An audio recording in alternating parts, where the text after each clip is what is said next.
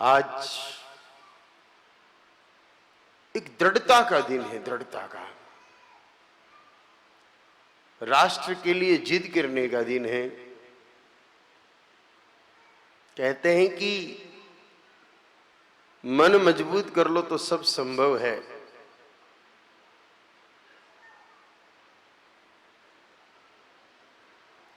भारत आजाद हो गया था 1947 में, लेकिन 3 रियासतें ऐसी थी जो भारत में मिलना नहीं चाह रही थी।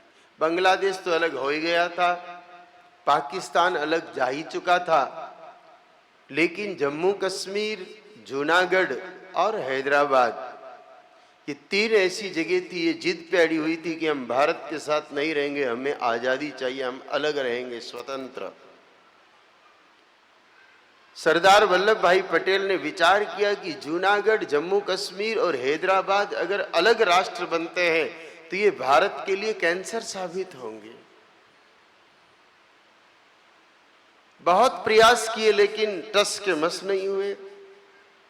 जम्मू कश्मीर पर तो आफत आन पड़ी, फिर वो आ ही गए। जूनागढ़ को भी दबाव में ला करके भारत में शामिल कर लिया, लेकिन हैदराबाद का निजाम चाहता ही नहीं था। उसने स्पष्ट कह दिया कि मैं किसी भी कीमत पर भारत के संग नहीं आऊंगा, मेरा देश अलग रहेगा।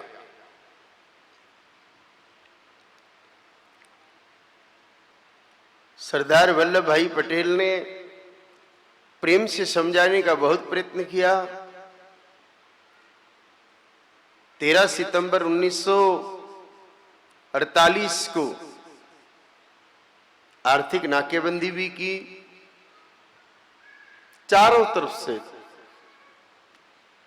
हमले किए, और तब निजाम को लगा कि अब तो मुफ्त में मारे जाएंगे, पेंशन भी नहीं मिलने वाली है, पेंशन तो छोड़ो, जिंदगी भी नहीं बचने वाली है, क्योंकि सरदार वल्लभ भाई पटेल लौह पुरुष के रूप में जाने जाते थे, आयरन मैन। उन्हीं की बदौलत भारत 3 और खंडों में बंटने से बच गया। वैसे तो मेरा ये विचार है कि अगर अग्र पंक्ति में उस समय सरदार वल्लभ भाई पटेल और सुभाष चंद्र बोस को रखा होता तो शायद ये बांग्लादेश और पाकिस्तान जैसी त्रासदी भी नहीं होती, और या फिर होती तो ढंग की होती। जिस उद्देश्य से ये अलग हुए वो उद्देश्य थोड़ा पूरा हो जाता। धर्म के नाम पर जब अलग हुए तो फिर ढंग से ही अलग हो जाते। वहां रहने वाले सारे हिंदू भारत में आ जाते और जो जाना चाहते थे वो सारे के सारे चले जाते। पर पटेल जी को वंदन इस बात के लिए करते हैं कि उन्होंने कम से कम इन 3 स्थानों को, विशेष रूप से हैदराबाद को भारत में शामिल करने का जो कार्य किया है वो निश्चित रूप से वंदनीय इसलिए है कि अगर भारत के बीचों बीच या अलग से एक राष्ट्र होता तो पता नहीं किन किन देशों के तो यहाँ सैन्य हवाई अड्डे होते, क्या क्या नहीं होता।